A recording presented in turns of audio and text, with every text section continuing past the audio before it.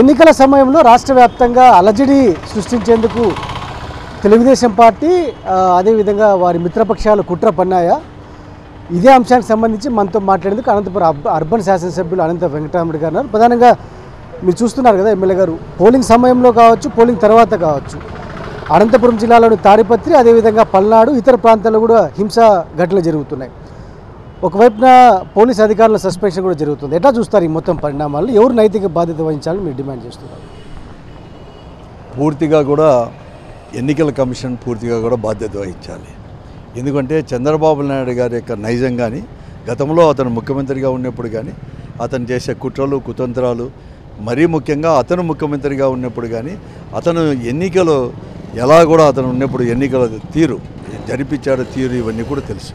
అతను వ్యవస్థల్ని మొట్టమొదటి కూడా గుప్పట్లో పెట్టుకొని ఇవన్నీ కూడా చేస్తాడు. దాంట్లో భాగంగానే మొట్టమొదటిగా ఇతను బీజేపీతో, కేంద్ర ప్రభుత్వం ఉండే బీజేపీతో అన్ని రకాల డిఫర్ అయినవాడు, రాజకీయంగా అన్ని రకాల డిఫర్ అయినవాడు, ఈ రాష్ట్రానికి తీవ్రమైన అన్యాయం చేసి ఆరోపణలు చేసినవాడు, చేసిన వాడే ఈరోజు మళ్ళీ వాళ్ళతో చేసుకోవడం అనేది మొట్టమొదటి. ఆ తర్వాత వాళ్ళు ఎన్నికల కమిషన్ రావడం కానీ, ఎక్కడైతే పోలీస్ ఆఫీసర్లను మార్చాడో ఎన్నికల సమయం కనుక ఎన్నికలకు కూడా ఒక వారం ముందు కూడా డిఐజీలను పోలీస్ ఆఫీసర్ని మార్చారో అక్కడ మాత్రమే ఇక్కడ హింసాత్మక సంఘటనలు జరిగాయి. ఎక్కడైతే వార్ అనేది కూడా ఎందుకంటే ఈరోజు ప్రజాదరణ అనేది కూడా జగన్మోహన్ రెడ్డి గారికి ఉంది అని చాలా స్పష్టంగా కూడా తెలిసిపోతుంది. కాబట్టి కొన్ని పాయింట్లు అనేది కూడా తీసుకొని, కొన్ని నియోజకవర్గాలు తీసుకొని ఆ నియోజకవర్గంలో కైవసం చేసుకుంటే, ఇట్లా హింసాత్మక సంఘటనలు జరిపి కైవసం చేసుకుంటే తలకు వాళ్ళ అధికారంలోకి రావచ్చు అని చెప్పేసి ఇవన్నీ కూడా తీసుకొని వచ్చేసాడు. దాంట్లో భాగంగానే బీజేపీ వాళ్ళతో రిప్రజెంట్ చేయడం ఎన్నికల కమిషన్లో క్షణాల మీద దాన్ని ఇంప్లిమెంట్ చేయడం ఎన్నికల కమిషన్కి కూడా పరిపాటి కూడా అయిపోయింది ఈ ఆంధ్రప్రదేశ్లో కూడా ఇంత కూడా. దాంట్లో భాగంగానే ఇవన్నీ కూడా జరిగాయి. ఎందుకంటే గతంలో అతను కూడా 96 నుంచి కూడా ముఖ్యమంత్రిగా ఉన్నప్పుడు ఎలా జరిగాయి, మన జిల్లాలో అనంతపురంలో ఎలా జరిగింది, మరీ ముఖ్యంగా 96లో ఆ రోజు పరిటాల రవి కావచ్చు, అంటే గోరంట నియోజకవర్గం ఆ పొద్దు కూడా, ఆ గోరంట నియోజకవర్గం ఎలా ఎన్నికలు జరిగినాయి ఇవన్నీ కూడా తెలుసు. కడకి ఏజెంట్ లేకుండా రాత్రే కొట్టేసిన విధానం కూడా నాకు ఇక్కడే కాదు, పల్నాడులో కానీ ఇవన్నీ కూడా చేసినది అదే పద్ధతిలోనే ఆ రోజు అతను అధికారంలో ముఖ్యమంత్రిగా ఉన్నప్పుడు ఎలా అయితే ఇవన్నీ కూడా తీసుకొని కైవసం చేసుకొని ఎన్నికల ఉదయం ఉంటే రాత్రి ఎలా అయితే పెట్టెలు నింపాడో అటువంటి పద్ధతుల్లోనే ఇక్కడంతా కూడా జరిగింది. పోలీస్ ఆఫీసర్లు ఇవన్నీ కూడా చేశాడు. ఉదాహరణకు తాడిపత్రి తీసుకోండి, అక్కడ ఇన్ఛార్జే స్వయంగా కూడా ఎస్పీ మొన్ననే కొత్తగా నియమించాడు, వారు నియమించవని కంప్లీట్గా అతను వచ్చేసి అతని మీద కూడా అతని వెహికల్ పైన కూడా రాళ్ళు వేసినా కూడా కంట్రోల్ చేయలేని పరిస్థితుల్లో ఎంత కూడా ఉందంటే ఈరోజు చర్యలు తీసుకోకుండా పూర్తిగా కూడా వారికి ఇడిచిపెట్టేశారు. కాబట్టి తెలుగుదేశం పార్టీకి అంటే మిత్రపక్షానికి వాళ్ళకు వదిలేశారు కాబట్టి పోలీసు ఇవన్నీ కూడా జరిగాయి.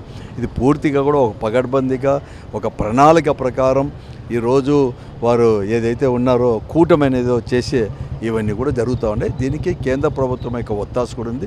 దురదృష్టవశాత్తు ఈ రాష్ట్రమే కాదు భారతదేశం అంతా కూడా ఇటువంటి అది కూడా మోడీ గారు కూడా చేస్తారు. మోడీ గారు కేవలం ఇటువంటి దాన్ని ఉపయోగిస్తున్నారు. చాలా దురదృష్టవశాత్తు కూడా. ఎమ్మెల్యే పెద్దారెడ్డి గారి ఇంట్లో సీసీ కెమెరాలు పగలగొట్టడం, కంప్యూటర్లు ధ్వంసం చేయడం, అంటే రాళ్ళు విసిరినా కూడా ప్రేక్షక పాత్ర, ఇదని ఎట్లా చూస్తారు? నేను చెప్పేది అంటే ఇంతకంటే దుర్మార్గం అనేది కూడా లేదు. ఎవరైతే లా అండ్ ఆర్డర్ పరిరక్షించాలనో, ఎవరైతే కాపాడాలనో ప్రజలకు కూడా ఎంత నమ్ముదా అది ప్రజానమ్మకం కూడా పోగొట్టుకున్నారు. చాలా కూడా ఇప్పుడు వీడియోలు అన్నీ కూడా బయటకు వచ్చినాయి. ఎలా లైట్లు బయలు కొట్టారు, ఎలా కూడా వాళ్ళని దుర్భాషలాడారు, వాళ్ళ ఇంట్లో వాళ్ళని కూడా అన్ని వీడియోలు కూడా ఇవన్నీ కూడా చూపిస్తానంటే. తర్వాత కళ్ళ ముందరే పోలీసు వాళ్ళ కళ్ళ ముందరే కాలేజ్ గ్రౌండ్లో ఉంచేసి ట్రాక్టర్లతో రాళ్ళు తీసుకొని వస్తుంటే ఆ గుంపు వెనకలే వారందరూ పోలీసు వాళ్ళు గుంపులుగా, అంటే దాదాపుగా కూడా వారు కూడా 70-80 మంది 100 మంది పోలీసు వాళ్ళు ఉన్నా కూడా ప్రేక్షక పాత్ర వహించారంటే ఈరోజు వారి యొక్క ప్రోద్బలంతోనే వారి ఇంటిపైన కూడా రాళ్ళు వేశారు. పోలీసు ఆఫీసర్లు చెప్పిన విధంగానే వారు ప్రోద్బలించినారు. కాబట్టి వారి యొక్క కానిస్టేబుల్ కానీ వారు కానీ పోలీసు వాళ్ళు కానీ స్పెషల్ బెటాలియన్ కానీ ఆ ఇంటిలో దూరి చేయడం 3 గంటలకి ఏం పని ఉందండి? ఒక ఇంటిలో 3 గంటలకు పెద్దారెడ్డి ఇంటిలో పోవడం కానీ, మళ్ళీ కూడా వాళ్ళని కొట్టినారని చెప్పేసి ఇంకోని కొట్టడం కానీ, తర్వాత వాళ్ళందరినీ కూడా మళ్ళీ కూడా విశిక్షణారహితంగా కూడా గ్రామాలపైన పడి ఒక భయత్కరమైన వాతావరణాన్ని కూడా సృష్టించి వారందరినీ కూడా అరెస్ట్ చేసి మళ్ళీ కోర్టుకు హాజరుపరిచేదానికంటే ముందు కూడా వాళ్ళు ఒళ్ళు హూనమైపోయేటట్లుగా కాళ్ళతో బూట్లతో కొట్టేదానికి అవన్నీ కూడా వీడియోలు ఉన్నాయి. ఇవన్నీ కూడా చేయాలి. ఎందుకంటే దీనికంతా ప్రత్యక్ష కాదు, ఈరోజు ఎలక్షన్ కమిషనే ఒప్పుకున్నట్లే ఎప్పుడైతే వారందరినీ కూడా ఎస్పీని ఇక్కడ అనంతపురం ఎస్పీని కావచ్చు, తర్వాత తిరుపతి ఎస్పీని కావచ్చు, తర్వాత వాళ్ళని వెంటనే కూడా సస్పెండ్ చేయడం, కొంతమంది కలెక్టర్లను కూడా ట్రాన్స్ఫర్ చేయడం ఈ రాష్ట్రంలో, కొంతమంది డిఎస్పీలను కూడా సస్పెండ్ చేయడం, ఎంక్వైరీ కూడా ఎలక్షన్ కమిషన్ స్వయంగా కూడా తీసుకోవడం, ఈ రాష్ట్రంలో అనేది కూడా లా అండ్ ఆర్డర్ అనేది కూడా క్షీణిస్తుంది. కాబట్టి మరీ తర్వాత ఎన్నికల కౌంటింగ్ అయిపోయినా కూడా 20 రోజులు నెల కూడా స్పెషల్ బెటాలియన్ సెంట్రల్ ఫోర్సెస్ కూడా ఈ రాష్ట్రంలో అవసరం అని చెప్పేసి ఎన్నికల కమిషనే చెప్పిందంటే, ఎన్నికల కమిషన్ కానీ వారు నిర్వహిస్తున్న తీరు కానీ వారు వివరించిన తీరు కూడా పూర్తిగా కూడా వైఫల్యం చెందినట్లే. వారు ఎన్నికల కమిషన్ వారి చేతుల్లోకి పోయింది కాబట్టే వారు ఈరోజు చేతులు ఎత్తేసే పరిస్థితి. అన్నీ కూడా ఎన్నికల కమిషన్ యొక్క పరిస్థితి ఎలా ఉందంటే భారతదేశంలో వారు చేతులు కాలాగా ఆకులు పట్టుకున్నట్లుగా ఈరోజు దానికి ఏం జవాబు చెప్తుంది ఎన్నికల కమిషన్ చెప్పాలి. ఈరోజు వారు ఇంత పెద్ద ఎత్తున లా అండ్ ఆర్డర్ క్రియేట్ చేసి పోలీసుల్లో దిక్కు, తెలుగుదేశం పార్టీ అంటే వారి యొక్క మిత్రపక్షాలు కూటమి దిక్కు ఇవన్నీ కూడా చేస్తుంటే దానిలో కూడా పూర్తిగా ఎన్నికల కమిషన్ చర్యలు దేశంలో వైఫల్యం చేస్తే ఎన్నికలు వచ్చి సక్రమంగా నిర్వహించలేదని చెప్పేసి వారు ఒప్పుకున్నట్లే కదా. దానికి వారు ఏం శిక్ష విధించుకుంటారు, లేకుంటే దానిపైన ఏమి నిర్ణయం తీసుకుంటారనేది కూడా ఇంతవరకు కూడా ఎన్నికల కమిషన్ రాలేదంటే ఏముంది. దీనికి పూర్తిగా కూడా చంద్రబాబు నాయుడు మొట్టమొదటి నుంచి కూడా అతని రాజకీయ జీవితమే అలా ఉంది. ఎన్నికల కమిషన్లో 96 నుంచి తీసుకోండి, ఈ జిల్లాలోనే కాదు పల్నాడు జిల్లాలో ఆధీనం అయితేమి ఏదైతేమి ఆధీనం కూడా చంపిన దాంట్లో అనేకం కూడా అయిపోతుంది. కృష్ణా డిస్ట్రిక్ట్లో ఎస్పీ సస్పెన్షన్తో సంతృప్తి చెందుతున్నారు, ఇంకా యాక్షన్ తీసుకోవాలని మీరు అంతే కదా. ఎస్పీ సస్పెన్షన్ అంటే ఒప్పుకున్నట్లే కదా.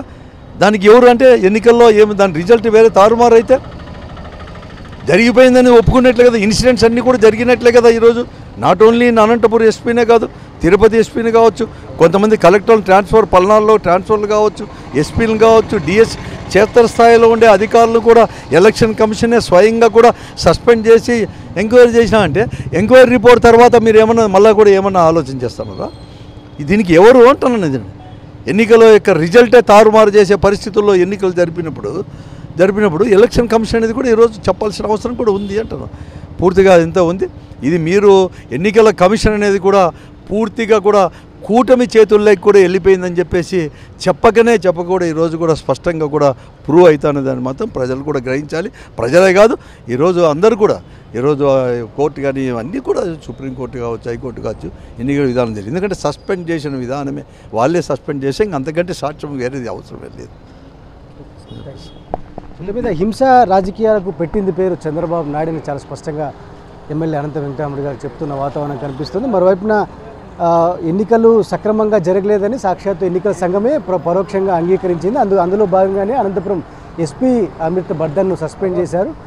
సో ఇప్పటికైనా సరే ఎన్నికల విధానంపై పూర్తి స్థాయిలో ప్రక్షాళన జరగాలని టీడీపీ నేతలు, కార్యకర్తలు ఎవరైతే హింసకు పాల్పడ్డారో వారిపై కఠినంగా చర్యలు తీసుకోవాలని ఎమ్మెల్యే అనంత వెంకటరామరెడ్డి డిమాండ్ చేస్తున్న వాతావరణం కనిపిస్తోంది. వీడియోస్తో శ్రీనివాసంతో వచ్చి శివాడి సాక్షి న్యూస్ అనంతపురం.